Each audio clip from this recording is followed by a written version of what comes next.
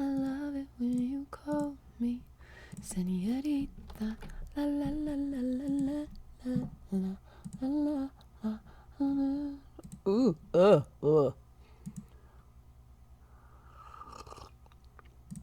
Gonna pop out the chat.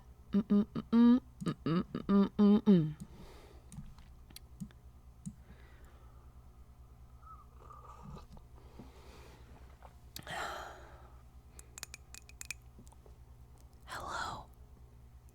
Hello.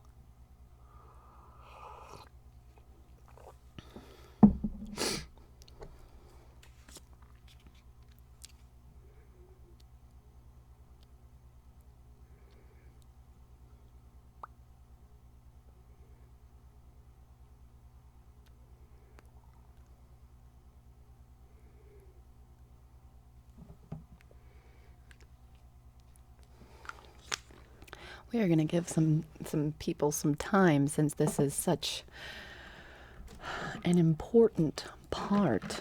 Hello, hello, hello. Hello, Steven, Tony, Dom, Astor, Adeline, Philip, Sniffles, Bruno. What they want. Oh, really? Look at Daryl just coming on in freaking with his little verification mark.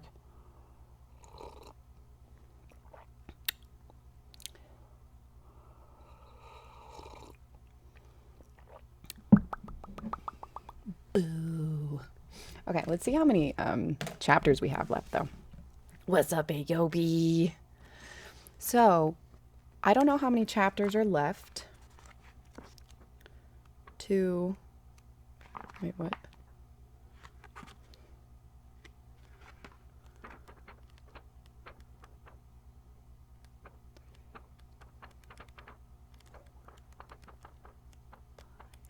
Okay. Wait, no. I'm not about to read 5 chapters right now. I'm about to read 2 chapters. Okay? Okay? Okay? We'll see. Oh, hello, Daryl. We'll see.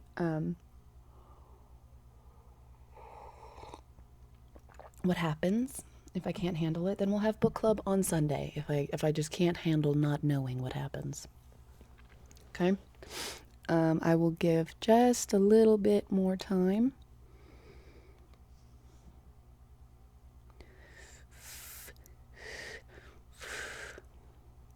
I'm doing okay, great. Stream definitely helped bring me back up. I am going to be excited for after this taking a shower and watching some anime and breathing. That'll be really nice. That'll be really nice. Hey, wait, that's my mug. The suspense. Oh, hello, Sierra. You're totally fine, Azar. It's me. I think I want to do it just alone. I haven't done it in a while. I also might have to film. I don't know. We'll see. I don't know. There's just so many things I want to watch, to be honest. I'm watching Outlander with Tyler, though, so I can't watch that without him. I love it when you call me. I still need to figure out when we're going to make Patreon Day. What's like, I don't know what days would be best, because like Saturday I'm supposed to have off, you know? Would it be like Sunday and then we do ASMR stream after?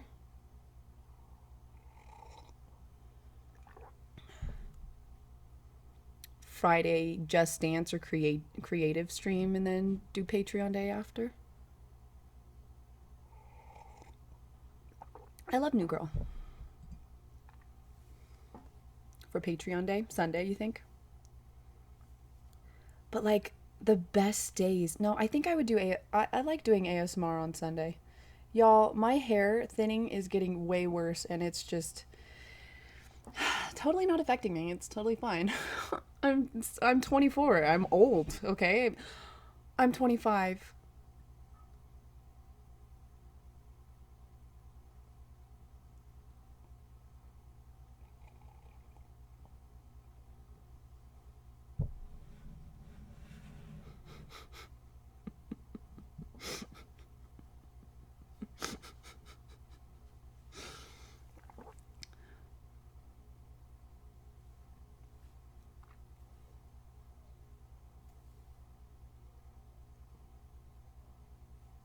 25. I've tried everything, Tony. I did a lot of research. Lots and lots and lots and lots and lots. Whoa, it's hot chocolate.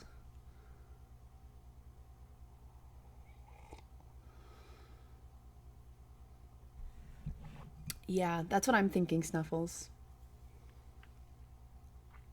Yeah. So we like, hey, these are the days that I have free this week. When do you want it? Do you want it work expenses?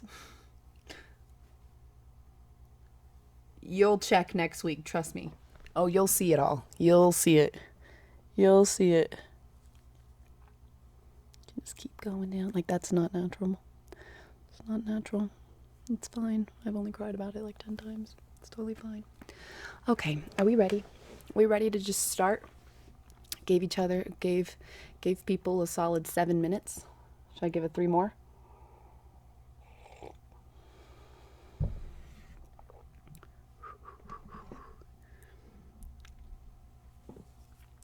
Ready? Here we go. Chapter 32. Oh, 3 more minutes. Okay. 3 more minutes. 3 more minutes. Hot chocolate is the best. Trust me. Yeah.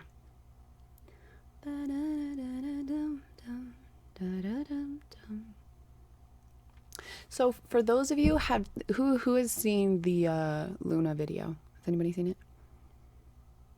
I think we're good to go too, Tony.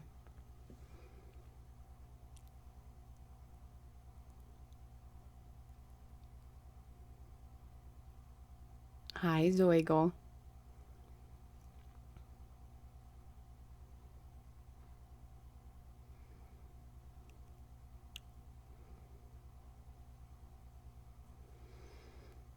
You'll watch the rest of it tonight? All right. Because I completely improv'd it all. I'm having Randy watch it right now because I had a lot of fun improving it. I was just explaining to him that this is the style that I like, because when it comes to this sort of stuff, I will overthink and I will never put out the video if I like try to write a script and then it's going to become too mechanical. I like the comedy aspect if it's like, but you just said this and that doesn't really make sense. I like that it's just kind of, it's just improv and it's just kind of what feels right. And I don't know. I had a lot of fun doing it though. And I hope people understand what I'm trying to get across. Pretty much, so many, Tony. So I like this style where I'm like, let's have a fun time with it. And I know that people are going to be like, really, just write the script, or you don't really care. And I'm like, no, this is literally me caring, because you would have never gotten it. And maybe if maybe I can get comfortable with this, that I can get to that point where like, okay, so I can kind of do this, then this, and kind of like structure a script or something, or be able to be more creative with stuff. But for now, I really like this flow of just doing role plays that just go with it. I knew the idea was that I wanted to do a fixing you video, but maybe like, you don't need fixing. You just need a little love. It was kind of went with it. So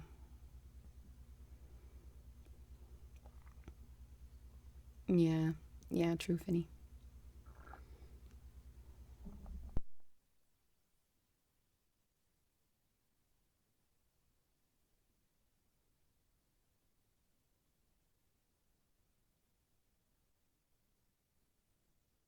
Okay, let's do this.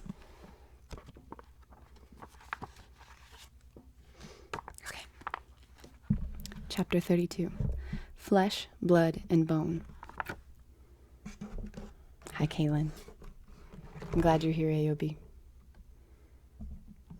Don't you love that unpredictable triggers are like taking off right now? And I'm like, hello, guys. Hello. I'm right here. I was doing this shit. Everyone was like, meh, meh.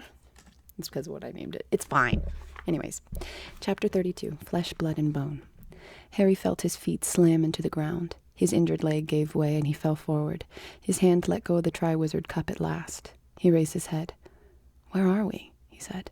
Cedric shook his head. He got up, pulled Harry to his feet, and they looked around. They had left the Hogwarts grounds completely. They had obviously traveled miles, perhaps hundreds of miles, for even the mountains surrounding the castle were gone. They were standing instead in a dark and overgrown graveyard. The black outline of a small church was visible beyond a large yew tree to their right. A hill rose above them to their left. Harry could just make out the outline of a fine old house on the hillside. Cedric looked down at the Triwizard Cup and then up at Harry. "Did anyone tell you the cup was a portkey?" he asked. "Nope," said Harry. He was looking around the graveyard. It was completely silent and slightly eerie. "Is this supposed to be part of the task?" "I don't know." He sounded slightly nervous. "Wands out, do you reckon?" "Yeah," said Harry, glad that Cedric had made the suggestion rather than him. They pulled out their wands. Harry kept looking around him. He had, yet again, the strange feeling that they were being watched. "Someone's coming," he said suddenly. Squinting tensely through the darkness, they watched the figure drawing nearer, walking steadily toward them between the graves. Harry couldn't make out a face, but from the way it was walking and holding its arms, he could tell it was carrying something. Whoever it was, he was short, and wearing a hooded cloak pulled up over his head to obscure his face, and, several paces nearer, the gap between them closing all the time, Harry saw that the thing in the person's arms looked like a baby. Or was it merely a bundle of robes? Harry lowered his wand slightly and glanced sideways at Cedric. Cedric shot him a quizzical look. They both turned back to watch the approaching figure. It stopped beside a towering marble headstone, only 6 feet from them. For a second, Harry and Cedric and the short figure simply looked at one another. And then, without warning, Harry's scar exploded with pain. It was agony such as he had never felt in all his life. His wand slipped from his fingers as he put his hands over his face. His knees buckled. He was on the ground and he could see nothing at all. His head was about to split open. From far away, above his head, he heard a high, cold voice say, "Kill the spear." A swishing noise and a second voice which screeched the words to the night, "Avada Kedavra." A blast of green light blazed through Harry's eyelids, and he heard something heavy fall to the ground beside him. The pain in his scar reached such a pitch that he retched, and then it diminished. Terrified of what he was about to see, he opened his stinging eyes. Cedric was lying spread-eagled on the ground beside him. He was dead.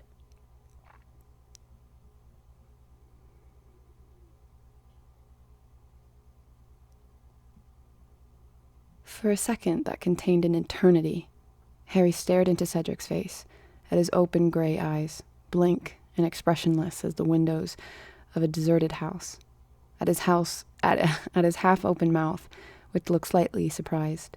And then, before Harry's mind had accepted what he was seeing, before he could feel anything but numb disbelief, he felt himself being pulled to his feet. The short man in the cloak had put down his bundle, lit his wand, and was dragging Harry toward the marble headstone. Harry saw the name upon it flickering in the wand light before he was forced around and slammed against it. Tom Riddle. The cloaked man was now conjuring tight cords around Harry, tying him from neck to ankles to the headstone. Harry could hear shallow, fast breathing from the depths of the hood. He struggled, and the man hit him with a hand that had a finger missing. Harry realized who was under the hood. It was Wormtail. "You," he gasped. But Wormtail, who had finished conjuring the ropes, did not reply. He was busy checking the tightness of the cords, his fingers trembling uncontrollably, fumbling over the knots. Once sure that Harry was bound so tightly to the headstone that he couldn't move an inch, Wormtail drew a length of some black material from the inside of his cloak and stuffed it roughly into Harry's mouth. Then, without a word, he turned from Harry and hurried away. Harry couldn't make a sound, nor could he see where Wormtail had gone. He couldn't turn his head to see beyond the headstone. He could see only what was right in front of him. Cedric's body was lying some 20 feet away. Some way beyond him, glinting in the starlight, lay the Triwizard Cup. Harry's wand was on the ground at Cedric's feet. The bundle of robes that Harry had thought was a baby was close by, at the foot of the grave. It seemed to be stirring fretfully. Harry watched it, and his scar seared with pain again, and he suddenly knew that he didn't want to see what was in those robes. He didn't want that bundle opened. He could hear noises at its feet. He looked down and saw a gigantic snake slithering through the grass, circling the headstone where he was tied. Wormtail's fast, wheezy breathing was growing louder again. It sounded as though he was forcing something heavy across the ground. Then he came back within Harry's range of vision, and Harry saw him pushing a stone cauldron to the foot of the grave. It was full of what seemed to be water. Harry could hear it slopping around. And it was larger than any cauldron Harry had ever used, a great stone belly large enough for a full-grown man to sit in. The thing inside the bundle of robes on the ground was stirring more persistently, as though it was trying to free itself. Now Wormtail was busying himself at the bottom of the cauldron with a wand. Suddenly there were crackling flames beneath it. The large snake slithered away into the darkness. The liquid in the cauldron seemed to heat very fast. The surface began not only to bubble, but to send out fiery sparks, as though it were on fire. Steam was thickening, blurring the outline of Wormtail tending to the fire. The movements beneath the robes became more agitated, and Harry heard the high, cold voice again. Hurry. The whole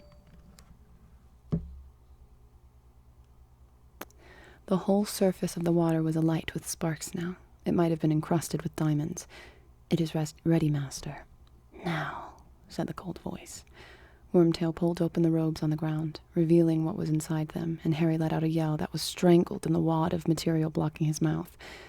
It was as though Wormtail had flipped over a stone and revealed something ugly, slimy, and blind.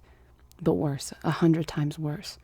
The thing Wormtail had been carrying had the shape of a crouched human child, except that Harry had never seen anything less like a child. It was hairless and scaly-looking, a dark, raw, reddish black.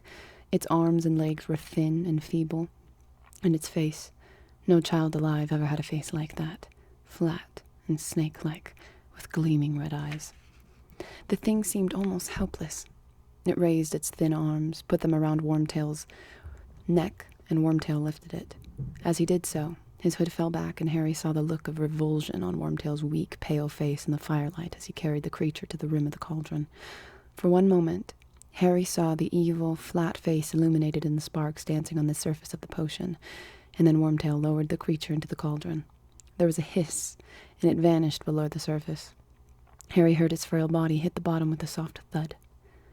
Let it drown, Harry thought, his scar burning almost past endurance. Please, let it drown. Wormtail was speaking. His voice shook. He seemed frightened beyond his wits. He raised his wand, closed his eyes, and spoke to the night. Bone of the father, unknowingly given, you will renew your son. The surface of the grave at Harry's feet cracked. Horrified, Harry watched as a fine trickle of dust rose into the air at Wormtail's command and fell softly into the cauldron. The diamond surface of the water broke and hissed. It sent sparks in all directions and turned a vivid, poisonous-looking blue. And now Wormtail was whimpering. He pulled a long, thin, shining silver dagger from inside his cloak. His voice broke into petrified sobs. Flesh of the servant, willing, given, you will revive your master.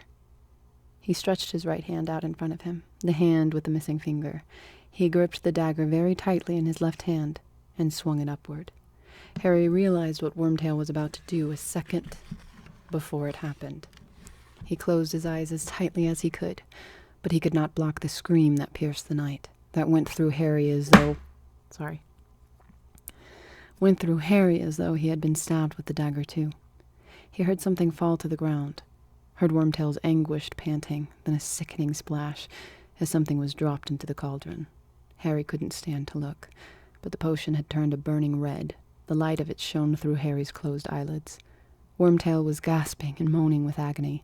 Not until Harry felt Wormtail's anguished breath on his face did he realize that Wormtail was right in front of him. Blood of the enemy, forcibly taken. You will resurrect your foe. Harry could do nothing to prevent it. He was tied too tightly. Squinting down, struggling hopelessly at the ropes binding him, he saw the shining silver dagger shaking in Wormtail's remaining hand. He felt its point penetrate the crook of his right arm and blood seeping down the sleeve of his torn robes. Wormtail, still panting with pain, fumbled in his pocket for a glass vial and held it to Harry's cut, so that a dribble of blood fell into it. He staggered back to the cauldron with Harry's blood. He poured it inside. The liquid within turned, Instantly, a blinding white. Wormtail, his job done, dropped to his knees beside the cauldron, then slumped sideways and lay on the ground, cradling the bleeding stump of his arm, gasping and sobbing. The cauldron was simmering, sending its diamond sparks in all directions, so blindingly bright that it turned all else to velvety blackness. Nothing happened. Let it have drowned, Harry thought. Let it have gone wrong. And then, suddenly, the sparks emanating from the cauldron were extinguished. A surge of white steam billowed thickly from the cauldron instead, obliterating everything in front of Harry, so that he couldn't see Wormtail or Cedric or anything but vapor hanging in the air. It's gone wrong, he thought. It's drowned. Please, please let it be dead. But then, through the mist in front of him, he saw, with an icy surge of terror, the dark outline of a man, tall and skeletally thin, rising slowly from inside the cauldron. "Robe me," said the high, cold voice from behind the steam, and Wormtail, sobbing and moaning, still cradling his mutilated arm, scrambled to pick up the black robes from the ground, got to his feet, reached up, and pulled them one-handed over his master's head. The thin man stepped out of the cauldron, staring at Harry, and Harry stared back into the face that had haunted his nightmares for 3 years. Wider than a skull, with wide, livid scarlet eyes, and a nose that was as flat as a snake's, with slits for nostrils. Lord Voldemort had risen again.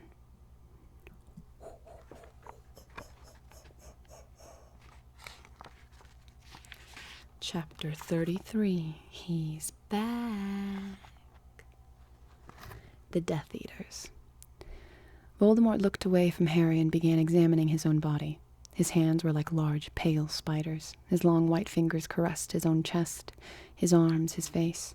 The red eyes, whose pupils were slits, like a cat's, gleamed still more brightly through the darkness.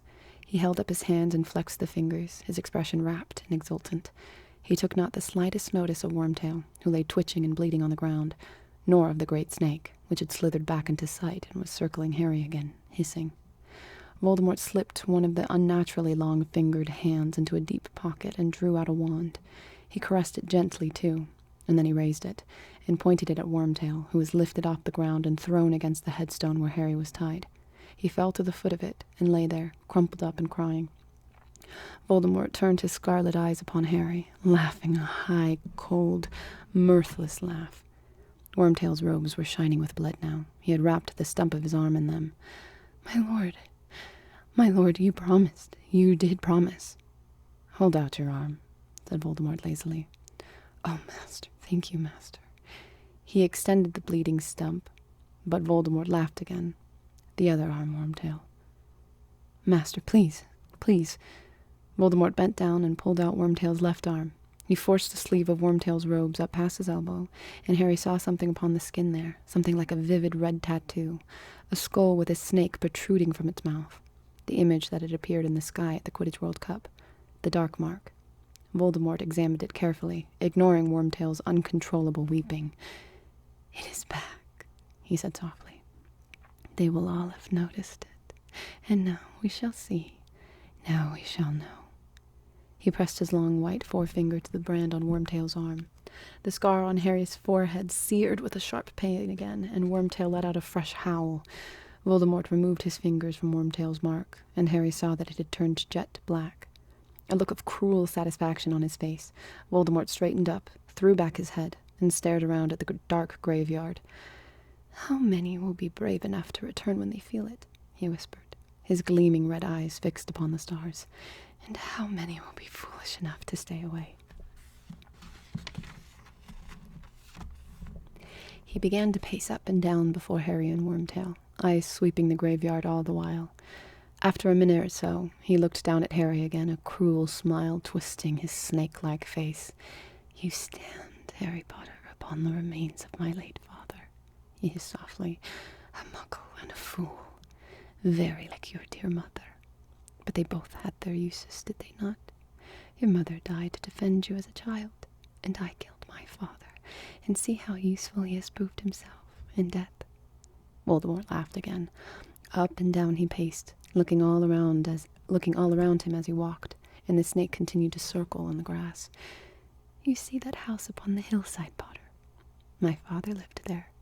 My mother, a witch who lived here in this village, fell in love with him, but he abandoned her when she told him what she was. He didn't like magic, my father. He left her and returned to his muggle parents before I was even born, Potter, and she died giving birth to me, leaving me to be raised in a muggle orphanage, but I vowed to find him. I revenged myself upon him, that fool who gave me his name, Tom Riddle. Still he paced, his red eyes darting from grave to grave. Listen to me, reliving family history, he said quietly. Why, I'm growing quite sentimental. But look, Harry, my true family returns. The air was suddenly full of the swishing of cloaks, between graves, behind the yew tree, in every shadowy space. Wizards were apparating. All of them were hooded and masked, and one by one they moved forward, slowly, cautiously, as though they could hardly believe their eyes. Voldemort stood in silence, waiting for them. Then one of the Death Eaters fell to his knees, crawled toward Voldemort, and kissed the hem of his black robes. Master, Master, he murmured.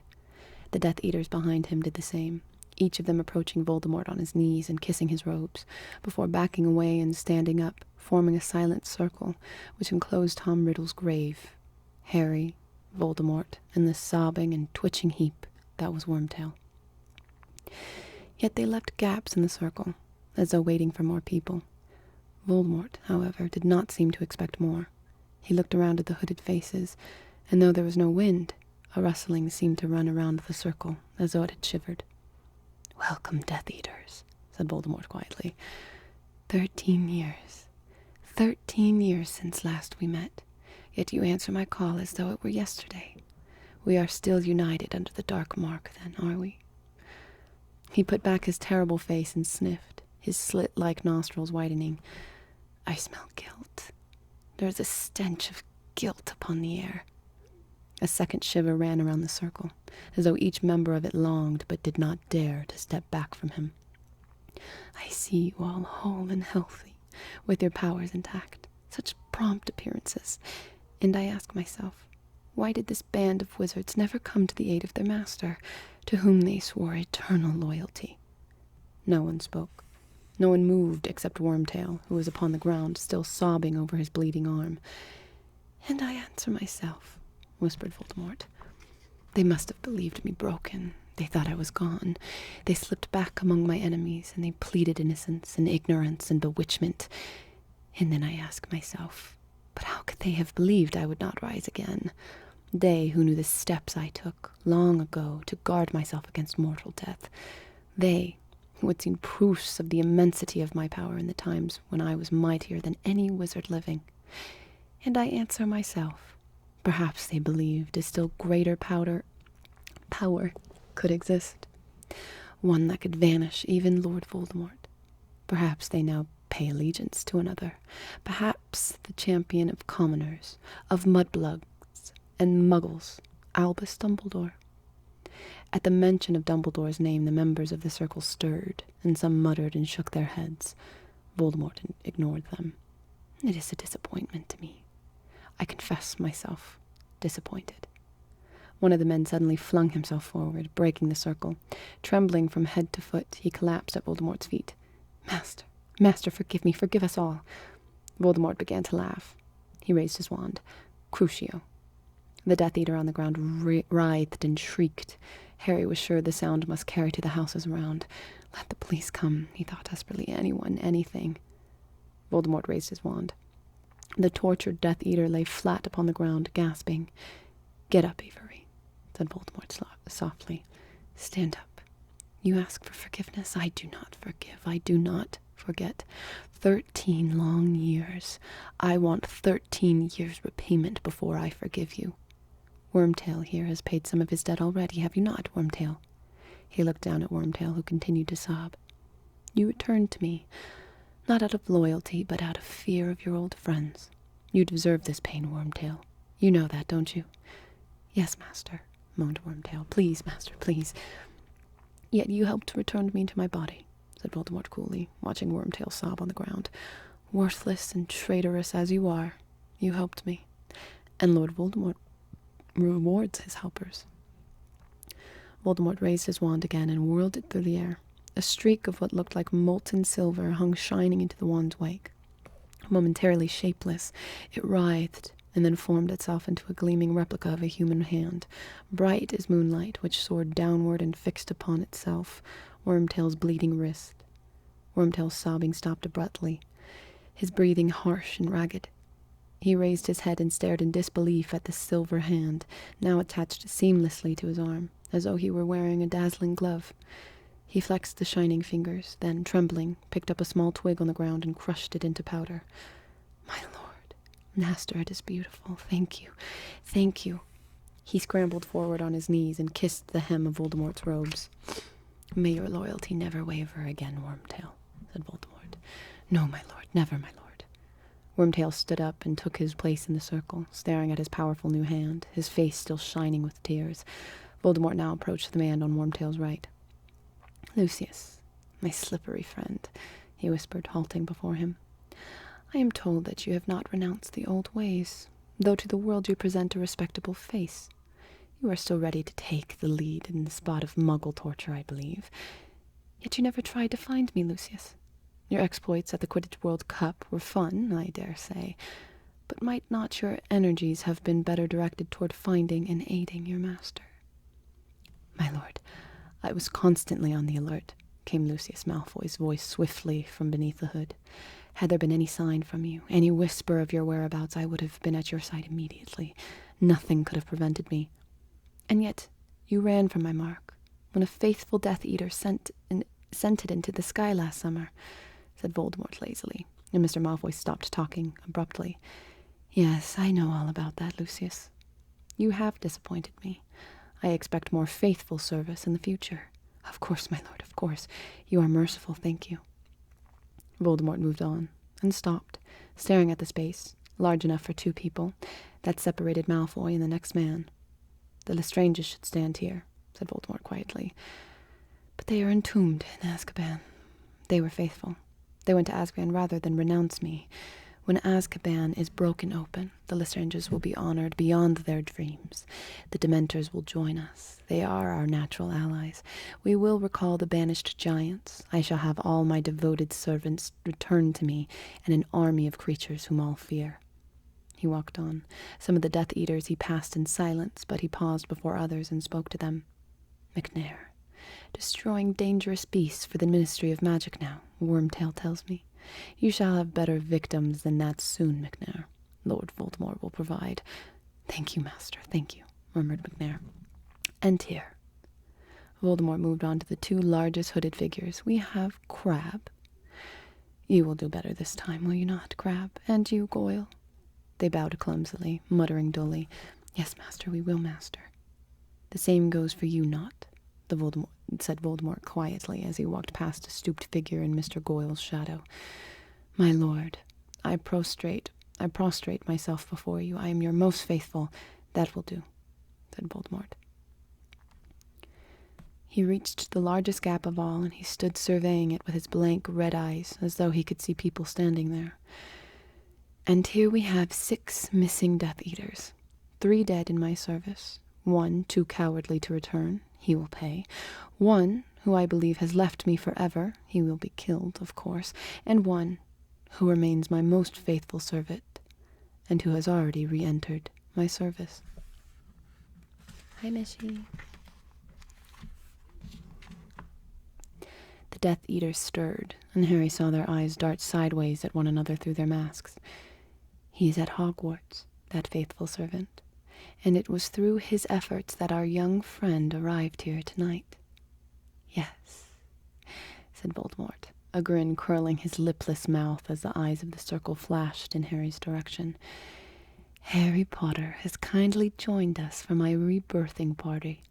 One might go so far as to call him my guest of honor." There was a silence. Then the Death Eater to the right of Wormtail stepped forward, and Lucius Malfoy's voice spoke from under the mask. "Master, we crave to know. We beg you to tell us how you have achieved this miracle. How you managed to return to us." "Ah, what a story it is, Lucius," said Voldemort. "And it begins and ends with my young friend here. He walked lazily over to stand next to Harry so that the eyes of the whole circle were upon the two of them. The snake continued to circle. "You know, of course, that they have called this boy my downfall," Voldemort said softly, his red eyes upon Harry, whose scar began to burn so fiercely that he almost screamed in agony. "You all know that on the night I lost my powers and my body, I tried to kill him. His mother died in the attempt to save him, and unwittingly provided him with protection I admit I had not foreseen. I could not touch the boy." Voldemort raised one of his long white fingers and put it very close to Harry's cheek. "His mother left upon him the traces of her sacrifice. This is old magic. I should have remembered it. I was foolish to overlook it, but no matter. I can touch him now." Harry felt the cold tip of the long white finger touch him, and thought his head would burst with the pain. Voldemort laughed softly in his ear, even then took the finger away and continued addressing the Death Eaters. "I miscalculated, my friends, I admit it.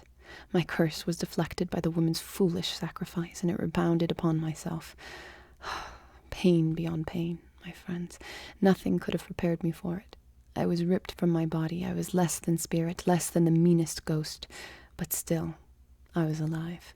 What I was, even I do not know. I, who have gone further than anybody along the path that leads to immortality. You know my goal, to conquer death. And now, I was tested, and it appeared that one or more of my experiments had worked.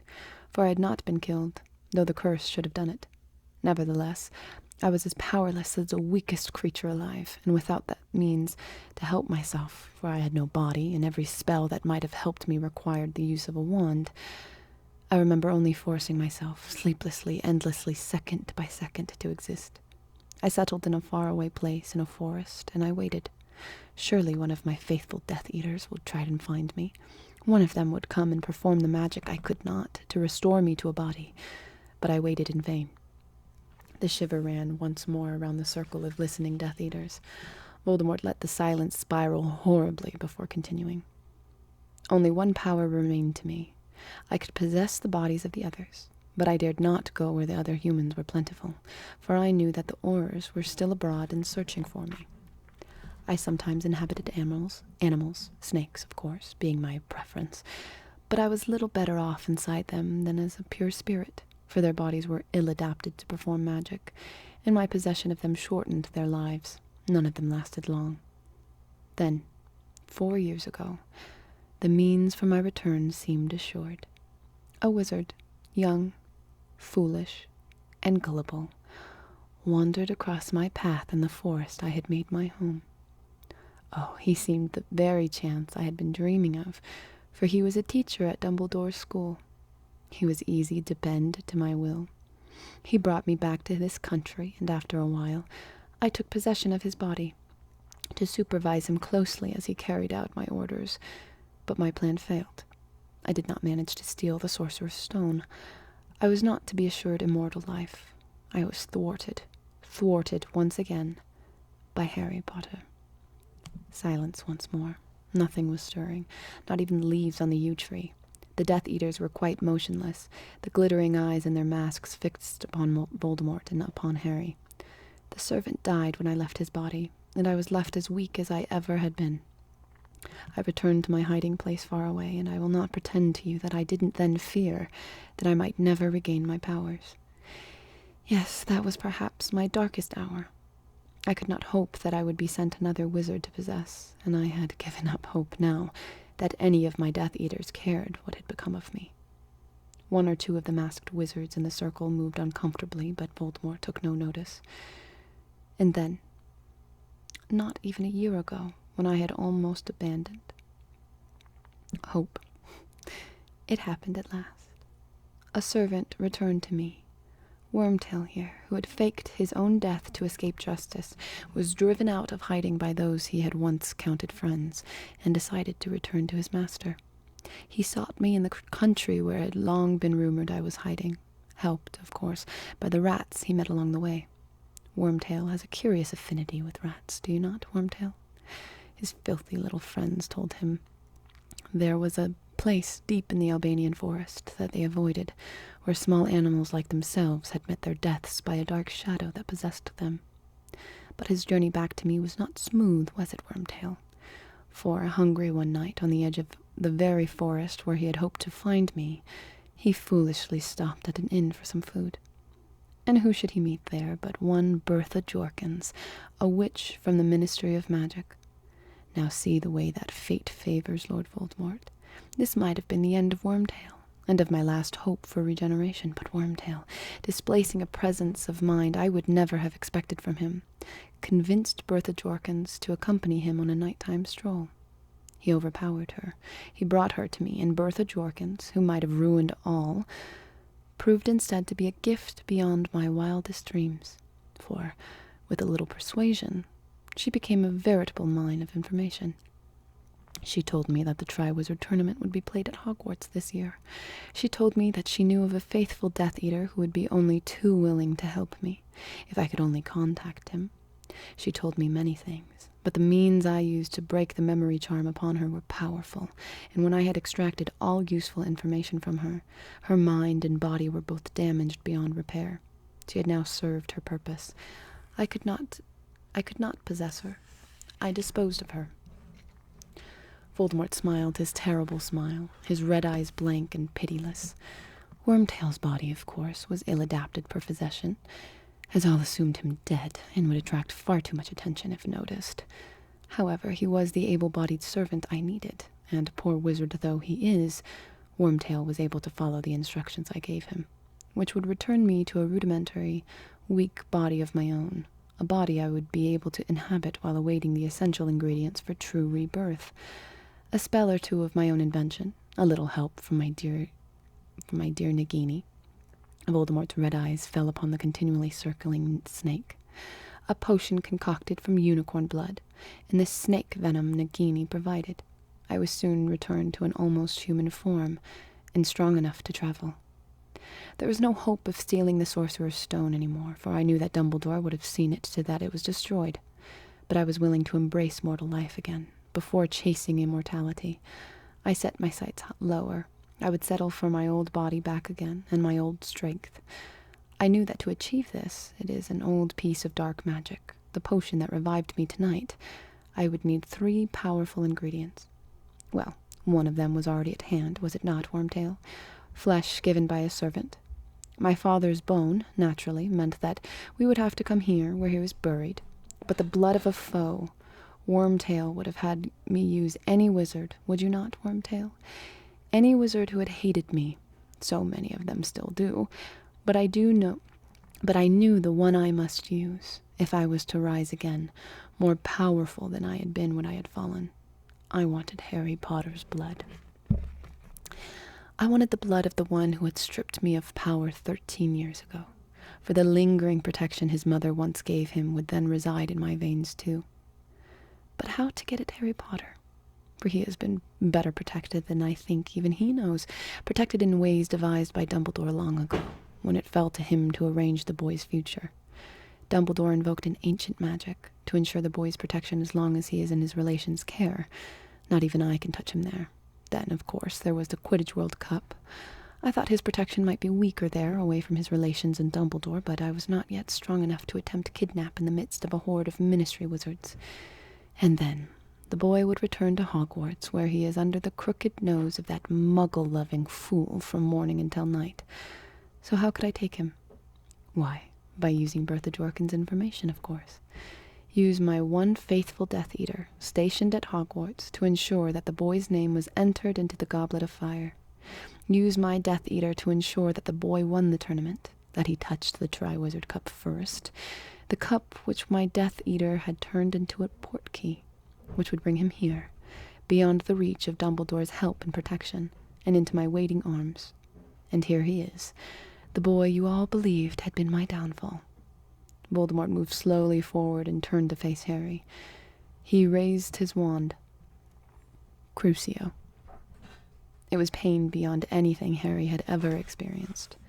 His very bones were on fire. His head was surely splitting along his scar. His eyes were rolling madly in his head. He wanted to end, to black out, to die. And then it was gone. He was hanging limply in the ropes binding him to the headstone of Voldemort's father, looking up into those bright eyes through a kind of mist. The night was ringing with the sound of the Death Eater's laughter. You see, I think, how foolish it was to suppose that this boy could never have been stronger than me, said Voldemort. But I want there to be no mistake in anybody's mind. Harry Potter escaped me by a lucky chance, and I am now going to prove my power by killing him, here and now, in front of you all, when there is no Dumbledore to help him and no mother to die for him. I will give him his chance. He will be allowed to fight, and you will be left in no doubt which of us is the stronger. Just a little longer, Nagini, he whispered, and the snake glided away through the grass to where the Death Eaters stood watching. Now untie him, Wormtail, and give him back his wand. What just happened? You just read it. Before that. Cedric's dead. But I'm choosing to believe that he's not. So, everything's fine. Okay. Everything's fine. Dumbledore's gonna come, everything's fine. Okay. Or Harry just dies here and then we can move on to a new book. Why would you want that? Why would you wish for Because I don't like reading Voldemort because he has a high, creepy voice, and I can't do that, so I always end up going lower. Hi, I'm Voldemort. It always says high, cold voice. Can I say something really quick? Yeah. What's up?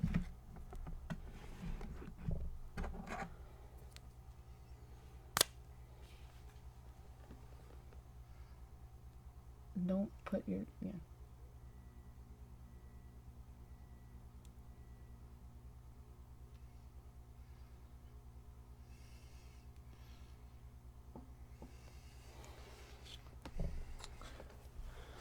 If you don't love me.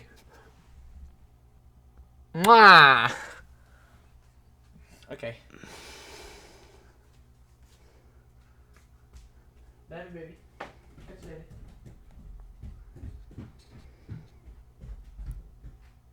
later. Ugh. Gross. Disgusting. All right. So that was 2 chapters. Let me see.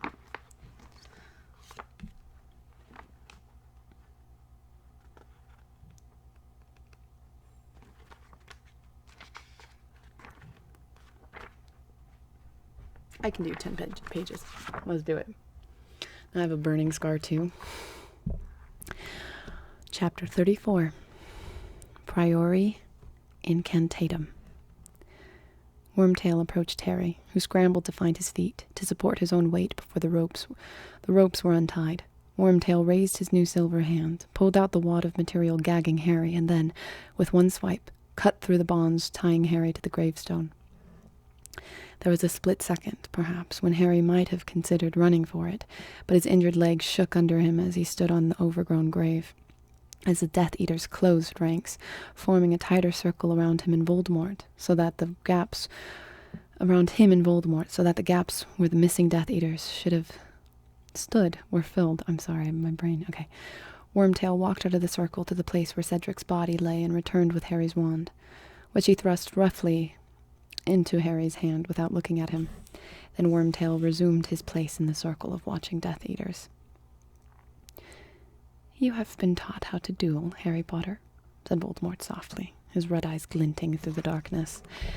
At these words, Harry remembered, as though from a former life, the dueling club at Hogwarts he had attended briefly 2 years ago. All he had learned there was the disarming spell, Expelliarmus, and what use would it be to deprive Voldemort of his wand, even if he could, when he was surrounded by Death Eaters, outnumbered by at least 30 to 1. He had never learned anything that could possibly fit him for this. He knew he was facing the thing against which Moody had always warned, the unblockable Avada Kedavra curse. And Voldemort was right. His mother was not here to die for him this time. He was quite unprotected. We bow to each other, Harry, said Voldemort, bending a little, but keeping his snake-like face upturned to Harry. Come, the niceties must be observed. Dumbledore would like you to show manners. Bow to death, Harry. The Death Eaters were laughing again. Voldemort's lipless mouth was smiling. Harry did not bow. He was not going to let Voldemort play with him before killing him. He was not going to give him that satisfaction. I said bow, Voldemort said, raising his wand, and Harry felt his spine curve as though a huge invisible hand were bending him ruthlessly forward. and the Death Eaters laughed harder than ever. "Very good," said Voldemort softly, and as he raised his wand, the pressure bearing down upon Harry lifted too. "And now you face me, like a man, straight-backed and proud, the way your father died. And now, we duel." Voldemort raised his wand, and before Harry could do anything to defend himself, before he could even move, he had been hit again by the Crusaceous curse. The pain was so intense, so all-consuming that he no longer knew where he was. White-hot knives were piercing every inch of his skin. His head was surely going to burst with pain. He was screaming more loudly than he'd ever screamed in his life, and then it stopped. Harry rolled over and scrambled to his feet. He was shaking as uncontrollably as Wormtail had done with his hand had been cut off. He staggered sideways into the wall of watching Death Eaters, and they pushed him away, back toward Voldemort.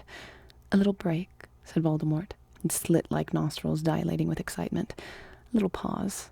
That hurt, didn't it, Harry? You don't want me to do that again, do you?" Harry didn't answer. He was going to die like Cedric. Those pitiless red eyes were telling him so. He was going to die, and there was nothing he could do about it. But he wasn't going to play along. He wasn't going to obey Voldemort. He wasn't going to beg. "I asked you whether you want me to do that again," said Voldemort softly. "Answer me. Imperio." And Harry felt, for the third time in his life, the sensation that his mind had been wiped of all thought. Oh, it was bliss. Not to think. It was as though he were floating, dreaming. Just answer no. Say no. Just answer no. "I will not," said a stronger voice in the back of his head. "I won't answer. Just answer no. I won't do it. I won't say it. Just answer no. I won't." And then these words burst from Harry's mouth. They echoed through the graveyard, and the dream state was lifted as suddenly as though cold water had been thrown over him. Back rushed the aches that the Cruciatus curse had left all over his body. Back rushed the realization of where he was and what he was facing. "You won't," said Voldemort quietly, and the Death Eaters were not laughing now. "You won't say no. Harry, obedience is a virtue I need to teach you before you die. Perhaps another little dose of pain." Voldemort raised his wand, but this time Harry was ready. With the reflexes born of his Quidditch training, he flung himself sideways onto the ground. He rolled behind the marble headstone of Voldemort's father, and he heard it crack as the curse missed him. "We're not playing hide-and-seek, Harry," said Voldemort's soft, cold voice, drawing nearer, as the Death Eaters laughed. "You cannot hide from me. Does this mean you are tired of our duel? Does this mean that you would prefer me to finish it now, Harry? Come out, Harry. Come out and play. Then it'll be quick. It might even be painless. I would not know. I have never died." Harry crouched behind the headstone and knew the end had come. There was no hope, no help to be had. And as he heard Voldemort draw nearer still, he knew one thing only, and it was beyond fear or reason. He was not going to die crouching here like a child playing hide-and-seek. He was not going to die kneeling at Voldemort's feet. He was going to die upright like his father, and he was going to die trying to defend himself, even if no defense was possible. "Good night, Drew. It's good to see you, dude." Before Voldemort could stick his snake-like face around the headstone, Harry stood up. He gripped his wand tightly in his hand, thrust it out in front of him, and he threw himself around the headstone facing Voldemort. Voldemort was ready. As Harry shouted, "Expelliarmus," Voldemort cried, "Avada Kedavra." A jet of green light issued from Voldemort's wand, just as a jet of red light blasted from Harry's. They met in midair, and suddenly Harry's wand was vibrating as though an electric charge were surging through it. His hand seized up around it. He couldn't have released it even if he wanted to, and a narrow beam of light connected the two wands. Neither red nor green, but bright, deep gold. Harry, following the beam with his astonished gaze, saw that Voldemort's long white fingers, too, were gripping a wand that was shaking and vibrating. And then, nothing could have prepared Harry for this. He felt his feet lift from the ground. He and Voldemort were both being raised into the air, their wands still connected by that thread of shimmering golden light. They glided away from the tombstone of Voldemort's father and then came to a rest on a patch of ground that was clear and free of graves. The Death Eaters were shouting. They were asking Voldemort for instructions. They were closing in, reforming the circle around Harry and Voldemort, the snakes slithering at their heels, some of them drawing their wands. The golden thread connecting Harry and Voldemort splintered. Though the wands remained connected, 1,000 more beams arced high over Harry and Voldemort, crisscrossing all around them, until they were enclosed in a golden, dome-shaped web. A cage of light, beyond which the Death Eaters circled like jackals, their cries strangely muffled now. "Do nothing," Voldemort shrieked to the Death Eaters, and Harry saw his red eyes wide with astonishment at what was happening, saw him fighting to break the thread of light still connecting his wand with Harry's. Harry held on to his wand more tightly with both hands, and the golden thread remained unbroken. "Do nothing unless I command you," Voldemort shouted to the Death Eaters. And then an unearthly and beautiful sound filled the air. It was coming from every thread of the light-spun web vibrating around Harry and Voldemort. It was a sound Harry recognized, though he had heard it only once before in his life. Phoenix Song. It was the sound of hope to Harry, the most beautiful and welcome thing he had ever heard in his life. He felt as though the song were inside him instead of just around him. It was the sound he connected with Dumbledore, and it was almost as though a friend were speaking in his ear. "Don't break the connection." "I know," Harry told the music. "I know I mustn't." But no sooner than he had thought, than the thing became much harder to do. His wand began to vibrate more powerfully than ever, and now the beam between him and Voldemort changed, too. It was as though large beads of light were sliding up and down the thread connecting the wands. Harry felt his wand give a shudder under his hand as the light beads began to slide slowly and steadily his way. The direction of the beam's movement was now toward him, from Voldemort, and he felt his wand shudder angrily. As the closest bead of light moved nearer to Harry's wand tip, the wood beneath his fingers grew so hot he feared it would burst into flame. The closer that bead moved, the harder Harry's wand vibrated. He was sure his wand would not survive contact with it. It felt as though it was about to shatter under his fingers. He concentrated every last particle of his mind upon forcing the bead back toward Voldemort, his ears full of Phoenix Song, his eyes furious, fixed. And slowly, very slowly, the beads quivered to a halt, and then just as slowly, they began to move the other way, and it was Voldemort's wand that was vibrating extra hard now. Voldemort, who looked astonished and almost fearful. One of the beads of light was quivering, inches from the tip of Voldemort's wand. Harry didn't understand why he was doing it, didn't know what it might achieve, but he now concentrated as he had never done in his life on forcing that bead of light right back into Voldemort's wand. And slowly, very slowly, it moved along the golden thread. It trembled for a moment, and then it connected. At once, Voldemort's wand began to emit echoing screams of pain. Then, Voldemort's red eyes widened with shock. A dense, smoky hand flew out of the tip of it and vanished. The ghost of the hand he had made Wormtail. More shouts of pain, and then something much larger began to blossom from Voldemort's wand tip. A great, grayish something that looked as though it were made of the solidest, densest smoke. It was a head. Now a chest, and arms. The torso of Cedric Diggory. If ever Harry might have released his wand from shock, it would have been then, but instinct kept him clutching his wand tightly so that the thread of golden light remained unbroken, even though the thick gray ghost of Cedric Diggory— was it a ghost? It looked so solid— emerged in its entirety from the end of Voldemort's wand, as though it were squeezing itself out of a very narrow tunnel, and this shade of Cedric stood up, and looked up and down the golden thread of light, and spoke. "Hold on, Harry," it said. Its voice was distant and echoing. Harry looked at Voldemort. His wide red eyes were still shocked. He had no more expected this than Harry had, and very dimly, Harry heard the frightened yells of the Death Eaters, prowling around the edges of the golden dome. More screams of pain from the wand, and then something else emerged from its tip, the dense shadow of a second head, quickly followed by arms and torso. An old man Harry had seen only in a dream was now pushing himself out of the end of the wand, just as Cedric had done, and his ghost, or his shadow, or whatever it was, fell next to Cedric's, and surveyed Harry and Voldemort, and the golden web and the connected wands, with mild surprise, leaning on his walking stick. "He was a real wizard then," the old man said, his eyes on Voldemort. "Killed me, that one did. You fight him, boy." But already, yet another head was emerging, and this head, gray as a smoky statue, was a woman's.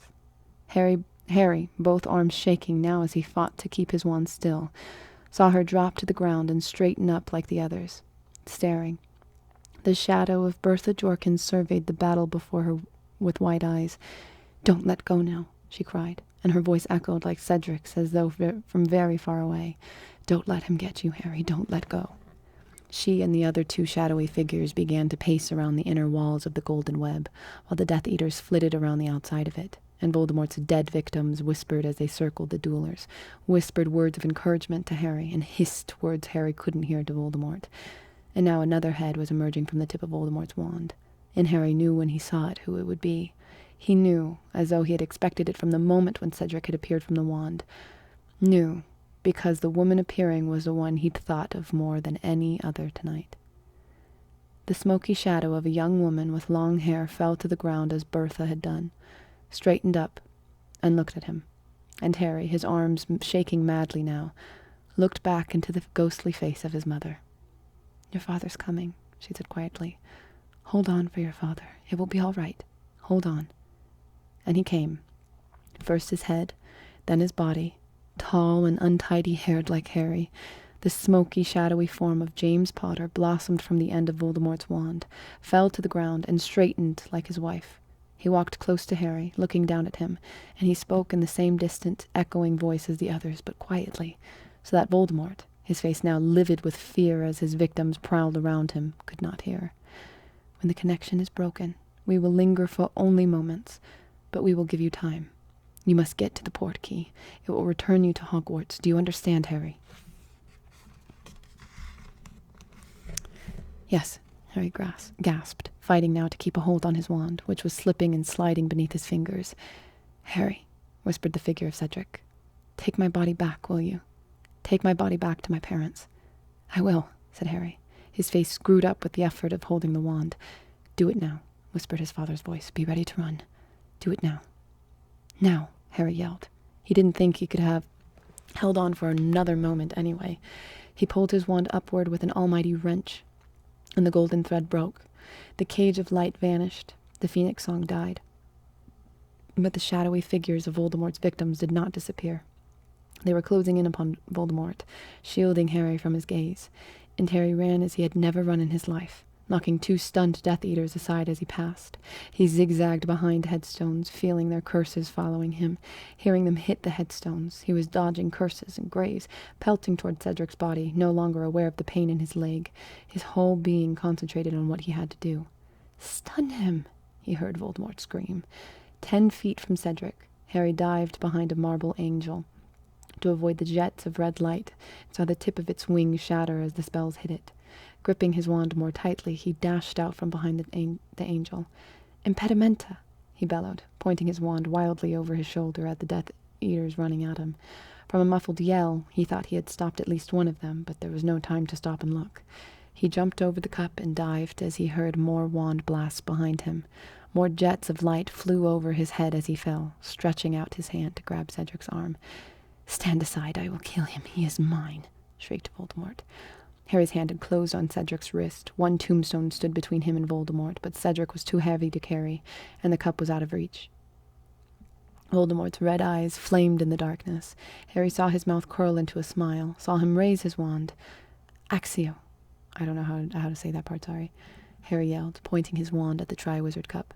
It flew into the air and soared toward him. Harry caught it by the handle. He heard Voldemort scream of fury at the same moment that he felt the jerk behind his navel that meant the portkey had worked. It was speeding him away in a whirl of wind and color, and Cedric along with him. They were going back.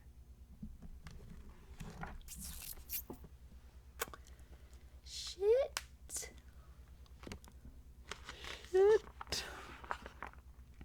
So, interesting.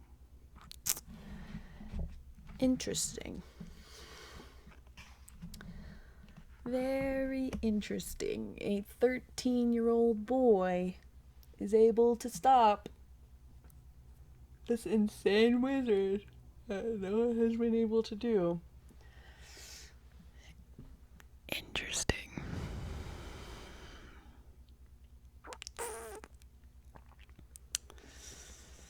Oh, 14, sorry.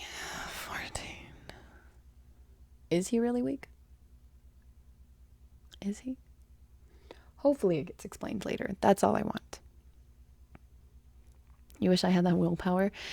It's because I have lights all over me and it's not exactly like comfortable for me. I have to be turned on, to like read to you guys,